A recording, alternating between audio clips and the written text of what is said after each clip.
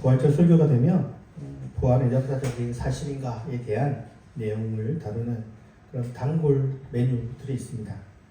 사실 부활이라는 것이 과학적으로도 뭐 말할 필요도 없이 상식적으로 사람이 정말 죽었는데 살아나는 게 그게 우리가 알고 있는 상식이 아니죠. 그래서 그런 상식에 의하면 예수의 부활은 이치에 맞지 않는 것이고, 그렇기 때문에 기독교는 믿기가 어렵다, 이런 사고들이 있기 때문에 이러한 것에 변증하는 설교들이 흔히 이 부활의 아침에 흔히 많이 설교되어지는 그런 메뉴들입니다. 그래서 뭐 적게는 3가지, 많게는 6가지 이유를 들어가면서 부활이 왜 역사적 사실인가 이런 것들을 설명하는 그런 설교들이 많이 있습니다. 그러나 이런 설명도 사실은 믿음을 기반으로 해야 믿어지는 거죠. 사람이 죽었는데 뭐 다시 산다는 건 뭐 역사상 뭐 예수님 위에는 있어 본 적도 없고, 또 뭐 예외적으로 어떤 사람이 막 영원히 산다, 저 사람은 뭐 방부제처럼 죽지 않고 뭐 몇천 년을 살았다, 뭐 이런 사람이 한 명이라도 있다면 우리가 뭔가 거기에 대해서 수긍할 수도 있겠지만, 우리가 그런 사람들을 본 적이 없기 때문에 아무리 뭐 기발한 아이디어로 성경을 해석해서 그 부활을 증명한다고 하더라도 사실 지성적으로나 이성적으로 그것을 믿음 없이 받아들이기는 사실은 쉽지 않은 일입니다. 그래서 결국 부활에 대한 설명은 믿는 사람들에 의해서 받아들여지는 거죠. 어떠한 이성적인 설명을 하더라도. 최근에 장신대 김호경 교수님이 이분입니다. 이분이 조그만 책을 하나 썼습니다. 나온 지 얼마 안 된 것 같아요. 이분이 쓴 책을 제가 읽어봤습니다. 근데 이분이 쓴 책은 이제 보통 부활 관련된 책들은 이런 공식들을 따라가거든요. 예수님께서 역사적으로 산 것이 확실하다, 증거가 이렇다, 이런 것들을 설명하는데 그 일반적인 공식, 그 매뉴얼을 따라가지 않더라고요.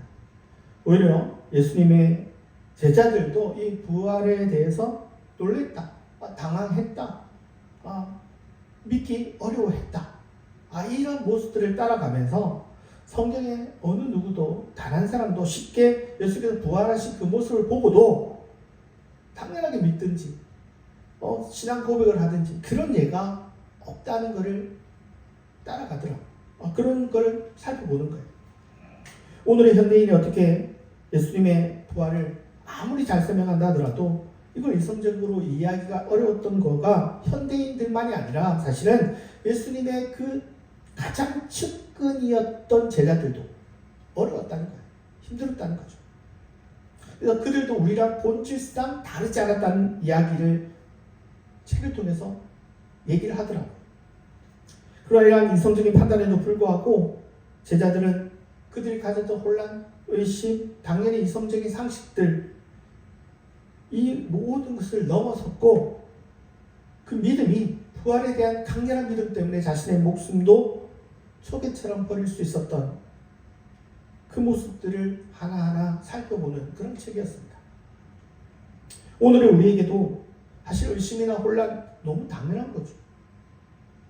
그러면서 제자들도 봐라, 이들도 다르지 않았다. 그런데 이들은 정말 그 부활이 사실이다 라는 것을 믿었기 때문에 그들이 생각했던 이성과 지성과 상식을 극복해서 심지어 자기 목숨까지 내놓으며 살아가지 않았냐.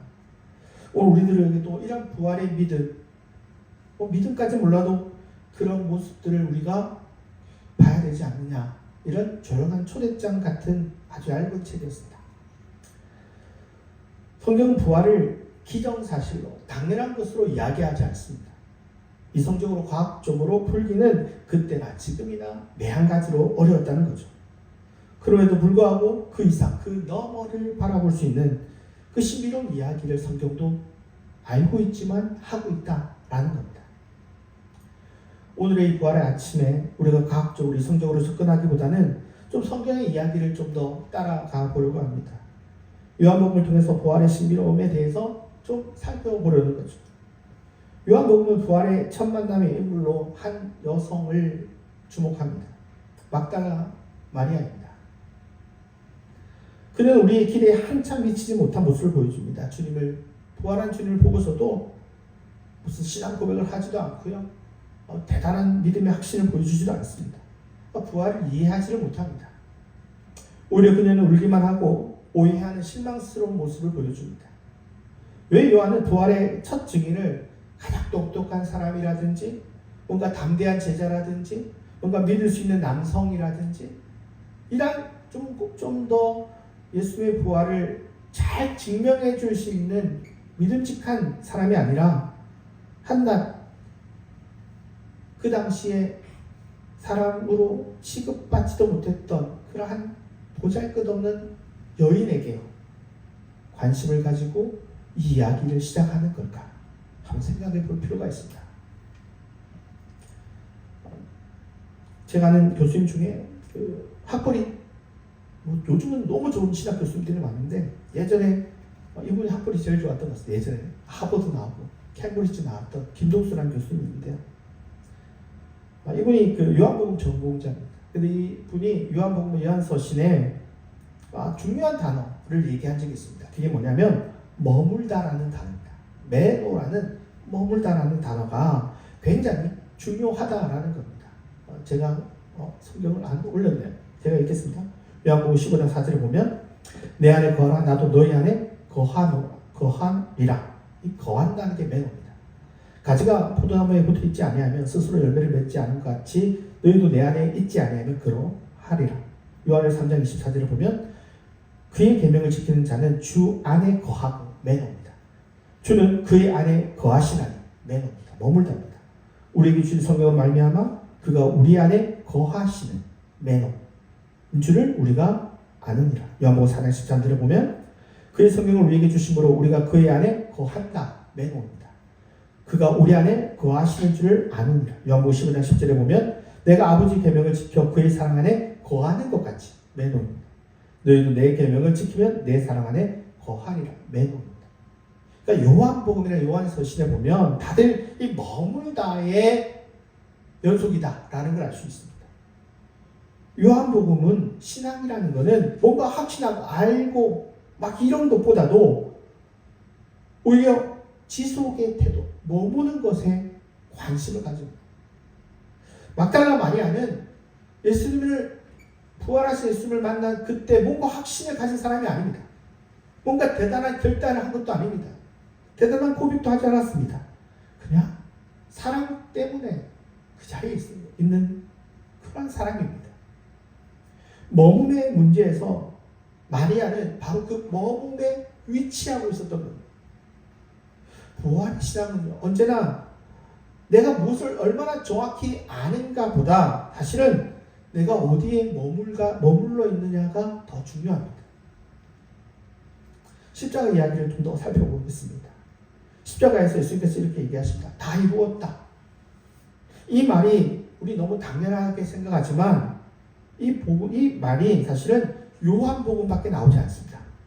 다른 서신은 복음서에 나오지 않습니다. 그런데 뭐가 다 이루어졌다는 걸까요? 아직 부활이 이루어진 게 아니에요.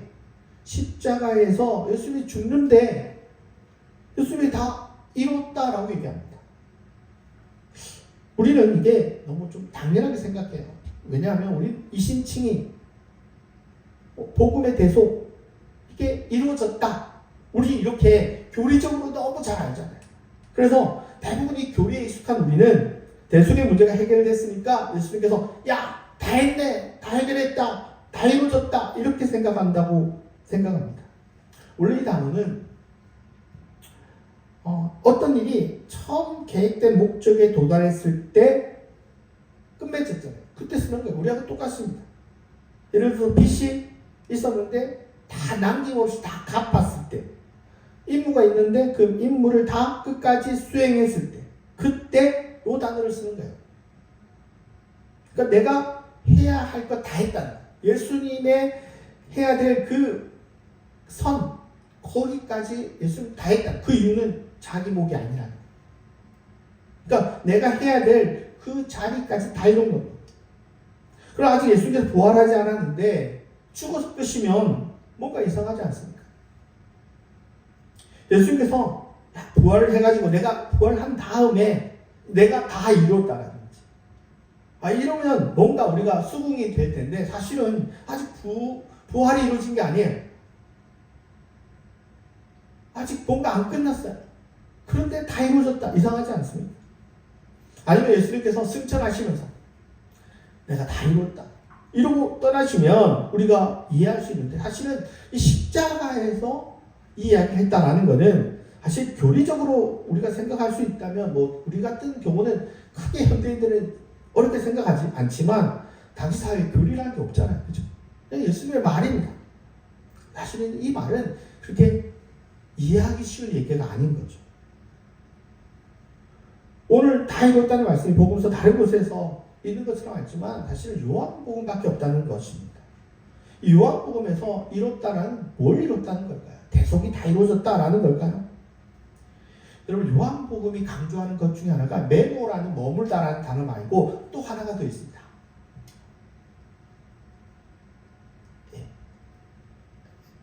제가 안 했네.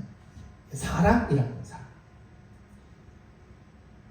말씀이 육신이 되어 우리 가운데 거하신 이야기, 세상을 이처럼 사랑하셨다는 이야기, 자기 사람을 사랑하실 때 끝까지 사랑하셨다는 이야기, 이 모든 이야기들이 요한복음은 하나님이 세상을 어떻게 사랑하셨는가 이 얘기를 계속 하고 있습니다. 우리가 잘 아는 것처럼 하나님이 세상을 이처럼 사랑하사, 이게 어디죠? 요한복음 3장 16절에 있습니다. 이 사랑으로 뭔가 밀어붙인 게 아니라 자기를 다 내어주는 사랑으로 보여주셨습니다. 내가 이만큼 사랑해가 아니라 내가 널 위해서 죽을 수도 있어. 그를 보여주는 끝까지 사랑한다는 게 뭘까? 사랑이요. 막 뜨겁게 사랑할 수 있지만 사랑 관계가 안 좋을 때도 있잖아요. 그런데 그 안 좋을 때도 포기 안 하는 거. 그게 그 진짜 사랑이잖아요. 예수님께서 얘기하셨던 사람이 친구를 위하여 자기 목숨을 버리면 이보다 더 큰 사랑이 없다. 이게 15장 3절입니다. 이렇게 이해할 때 다 이뤘다라는 말은 그 사랑의 그 모든 길을 끝까지 다 걸어갔다라고 볼 수 있습니다. 예수께서 그 사랑의 그 마지막 끝자락까지 갔기 때문에 자신의 사랑의 자리는 다 완성했다라고 외치신 것이 아닐까 생각합니다. 사랑의 길을 끝까지 걸으셨다는 그 사랑의 길을 보여주는 말입니다. 그렇다면 부활은 무엇을 좀 더 더하는 얘기일까요? 이쯤에서 우리에게 이런 생각이 들 수 있습니다. 부활은 어떤 역할을 했을까? 이미 십자가에서 이 모든 사랑이 이루어졌다면 부활은 왜 필요할까? 요한복음은 부활을 십자가를 취소하는 것으로 이야기하지 않습니다. 십자가를 덮어버리지도 않습니다. 오히려 부활은 십자가가 무엇인가를 밝히 보여줍니다. 혹시나 비기독교인들은 이렇게 얘기할 수 있을지 모르겠습니다. 사랑은 결국 죽음으로 끝난대. 자기를 내어주는 선택은 어리석은 거야. 이렇게 얘기할지 모르겠습니다.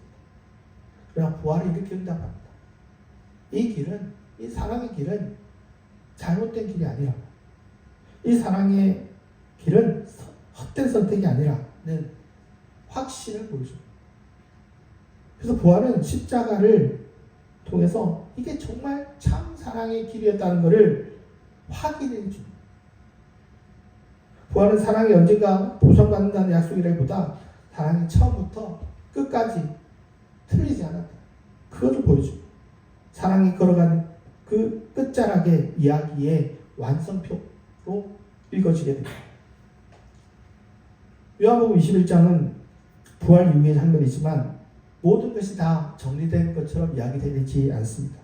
예수님이 살아나셨고 부활하셨고 제자들 앞에 서 계셨지만 베드로의 이야기는 여전히 끝나지 않은 그런 이야기로 남아있습니다. 그는 부활을 보았지만 자신이 했던 그 세 번의 부인은 여전히 자신의 마음속에 강하게 남아있습니다. 요한복음이 이 불편한 지점을 피해가지 않습니다. 우리는 베드로가 예수님을 만난 이야기를 잘 알죠. 그러나 이 결론의 이야기는 어디 나오냐? 요한복음에 나옵니다. 다른 복음서에 나오지 않습니다. 만약 이 요한복음에 베드로 이야기가 없다면 뭔가 베드로 이야기는 좀 아쉽게 끝나는 거예요. 예수님 모른 채하고 끝난 이야기로만 마무리되는 겁니다. 그런데 요한복음은 이 미안의 문제를 끌고 와 줍니다. 예수님께서 베드로에게 던지시는 질문은 이렇습니다. 네가 나를 사랑하느냐? 믿음에 대한 질문이 아닙니다. 충성이나 헌신에 대한 질문도 아닙니다. 사랑하느냐 묻습니다. 왜 그럴까요? 부활을 경험한 지금이라면 이제 뭐라고 묻는 게 훨씬 더 낫어요. 이제 네가 나를 알겠냐? 이제는 나를 좀 믿겠냐? 내가 한 말이 뭔지 이제 알아듣겠냐? 이게 더 자연스러운 그런 대화의 이야기거든요. 그런데 예수님께서는 왜 그런 것 대신 갑작스럽게 사랑하냐 이 질문을 했을까요? 그러나 우리가 앞서 얘기한 것처럼 요한복음의 흐름을 따라가다 보면 그게 그렇게 갑작스러운 얘기가 아닙니다. 왜냐하면 요한복음은 계속해서 사랑을 이야기했기 때문입니다. 믿음이라는 것도 언제나 관계 속에서의 믿음입니다. 그냥 난 믿어! 라는 어떤 그 이성적인 그런 판단이 아닙니다. 예수님을 안다 라는 것은 어떤 정보를 이해했다가 아니라 내가 그분과 어떤 관계에 있냐라는 겁니다. 이 관계를 직접적으로 표현한 단어가 사랑이죠. 질문이 이렇습니다. 예수께서는 아가파스네 너 나 사랑하냐? 라고 질문한다면 베드로는 필로세 사랑합니다 라고 얘기합니다. 흔히 우리가 이제 질문들을 이 설교를 들어가면 아가페 사랑이 있고 필로스의 사랑이 있고 아가페는 하나님의 사랑이고 필로스는 형제의 사랑인데 예수님은 하나님의 사랑으로 사랑하냐? 라고 얘기하니까 그 정도 뭐 떼가지고 나는 그냥 형제의 사랑으로 사랑합니다 라고 얘기하지만 현대학자들은 이렇게 이 단어를 이렇게 구분하는 것에 대해서 매우 회의적입니다. 그렇게 많이 다른 단어가 아니라는 거예요. 그러나 이 장면만 보면 여러분들이 바로 깨달을 수 있는 아이디어가 하나 있습니다. 예수님께서 왜 3번 물으실까요? 베드로의 3번의 부인과 딱 연결이 돼요. 예수님께서 너 왜 나 그때 3번이나 부인했어? 라고 질문하지 않습니다.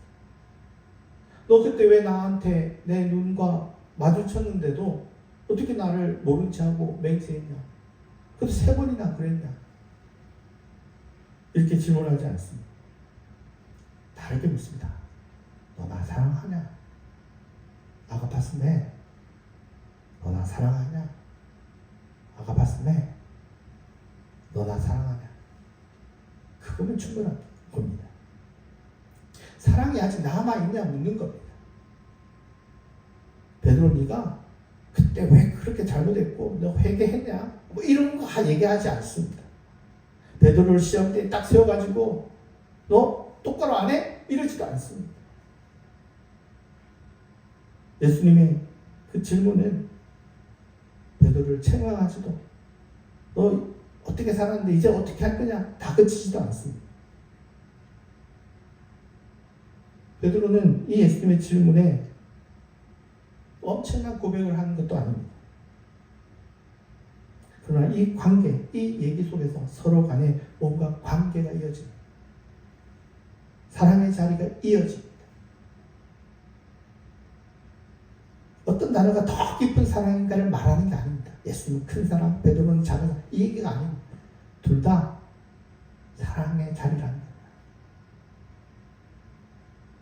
요한복음 21장은 사랑의 종류를 구분하는 그런 장면이 아닙니다. 사랑이 얼마나 완벽하게 말할 수 있는가를 말하는 것도 아닙니다. 나는 하나님의 사랑으로 사랑했다. 이 얘기도 아닙니다. 사랑이 있냐는 겁니다. 너 나에 대한 사랑이 남아있냐는 겁니다. 그리고 우리의 사랑이 계속 이어질 수 있겠냐? 그 자리를 마주하는 겁니다. 부활 이후 예수님의 첫 질문은 믿음이 아니라 사랑의 질문이고 사랑의 관계를 한 번 더 확인하는 자리였습니다. 앞서 읽었던 김홍균 교수님의 책도 그런 얘기를 합니다. 너 아직 내 곁에 계속 남아 있을 수 있냐? 이게 중요하다는 겁니다. 믿음은 선언으로 회복될 수 있지만 사랑은 관계 속에서만 다시 확인될 수 있기 때문에 여러분 믿음이라는 건요 어찌 보면 중간에 끝날 수 있습니다. 그 사람에 대한 믿음이요 아무리 대단해도요 오늘 아침에 딱 끊으면 끝나는 거예요. 애들이 학원을 내가 이제 끊었어 안 다닐 때 그냥 끊어버렸다 이렇게 얘기하잖아요. 애들 요즘 애들 우리도 그 사람에 대한 믿음이 엄청나게 강력해도요 믿음이 꿈을 줄 수 있어요. 근데 사랑은 끝나는 게 아니죠.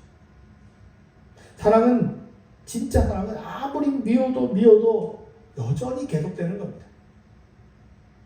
부활은 베드로에게 더 높은 기준을 요구한 게 아니라 사랑의 자리를 한 번 더 확인하는 겁니다. 사랑이 남아있다는 겁니다. 그리고 이 질문은 베드로에게서만 끝나는 게 아닙니다.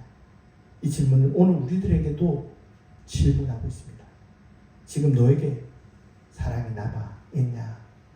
아가파스네, 너 나에 대한 사랑이 아직 있니? 우리에게도 묻고 있는 것입니다. 요한복음에서 사랑은 감정으로 끝나지 않습니다. 이 사랑은 언제나 파송으로 이어집니다. 내 양을 먹이라, 내 양을 치라. 부활의 신앙은 위로에서 끝나는 것이 아니라 다시 뭔가 맡겨지는 삶으로 이어져 갑니다.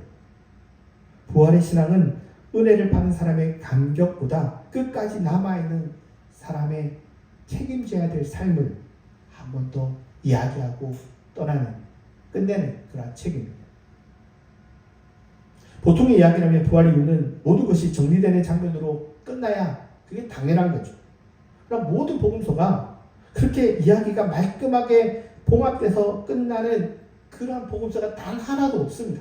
제자들이 뭔가 다 회복되었어, 믿음이 다 확실히 가르쳤어, 이렇게 끝나지 않습니다. 뭔가 다 부족합니다. 마리아는 막 울고 있고요. 다른 사람들은 뭔가 이해가 안 되고 있고요.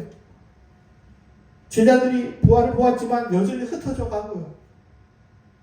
베드로도 부활을 봤지만 뭔가 이야기가 뭔가 잘 끝내져 정리되고 그렇게 다치지 않습니다. 부활이 있었는데도 불구하고 사람들은 여전히 제각각 그 자리에 남아 있습니다. 요한복음의 부활 이야기도 마찬가지입니다. 뭔가 미완성으로 그려진 듯합니다. 이 느낌은 이야기의 실패에서 비롯된 것이 아니라 어찌 보면 오늘 우리들에게도 넌지시 그 질문을 던지고 있기 때문이라고 보여집니다. 요한복음은 부활을 하나의 결론으로 제시하지 않습니다. 대신 부활 앞에 있는 제자들만큼 또 이 글을 읽는 독자들에게도 그 자리로 나올 것을 얘기하고 있습니다. 부활을 보고도 떨고 있는 사람들, 예수님의 무덤을 보고 더 이상 희망이 없다라고 돌아가 버린 제자들, 멀찍이 서서 그 상황만 지켜봤던 사람들, 아무것도 이해하지 못한 채 울면서도 그 자리를 떠나지 않았던 마리아. 왜 이렇게 요한복음은 미완성인 제자들을 다루고 있을까요? 요한복음 부활을 가장 먼저 이해한 사람이라고 마리아를 앞세우지 않습니다. 담대한 증인을 앞세우지도 않습니다. 대신 아무것도 뭔가 불분명히 알고 있지만 여전히 떠나지 않는 그 사람들을 얘기하고 있습니다. 남아있는 사람들을 찾아봅니다. 사랑이 여전히 있는 사람들을 한 번 더 확인합니다. 그걸로 충분하다는 것. 마리아는 부활을 설명하지 못합니다. 모든 제자들이 자기 집으로 돌아갔을 때 마리아도 뭔가 잘 이해한 것이 아닙니다. 요한복음은 이 장면을 이렇게 얘기하는 것처럼 들립니다. 부활신앙은 이해의 문제가 아니라 머무름의 문제가 아니냐는 겁니다. 오늘 이 말은 오늘 우리도 난 어디에 있는지, 제자들처럼 돌아가는지, 아니면 여전히 주님 곁에 머물고 있는지를 한 번 더 묻게 만듭니다. 요한복음은 영생은 단순히 죽은 뒤에 삶이 아닙니다.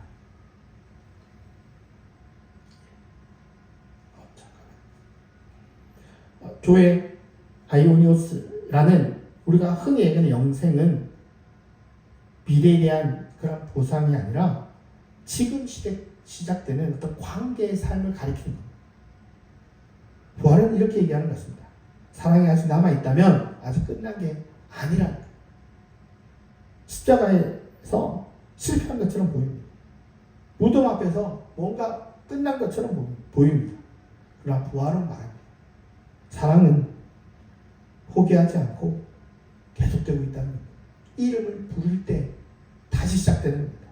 마리아야, 베드로야, 한 사람의 이름을 불러갔을 때 이 모든 멈췄던 시간들이 다시 시간 바늘이 하나씩 돌아가기 시작하는 겁니다.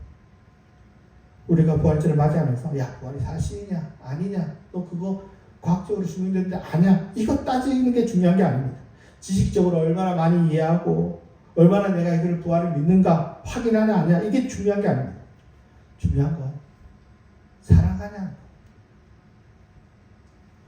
너 아직도 날 사랑하냐 안 하냐, 이게 가장 중요한 겁니다. 요한복음은 이렇게 끝나는 겁니다. 너 아직 거기에 있냐, 너 아직 거기에 내 곁에 머물고 있냐, 너 아직 나 사랑하냐, 그러면 됐다. 예수님은 사랑을 이야기하시고 그 사랑이 너에게 있는가를 묻고 있습니다. 부활의 아침은 이렇게 질문합니다. 너는 아직 나를 사랑합니다. 기도하시겠습니다.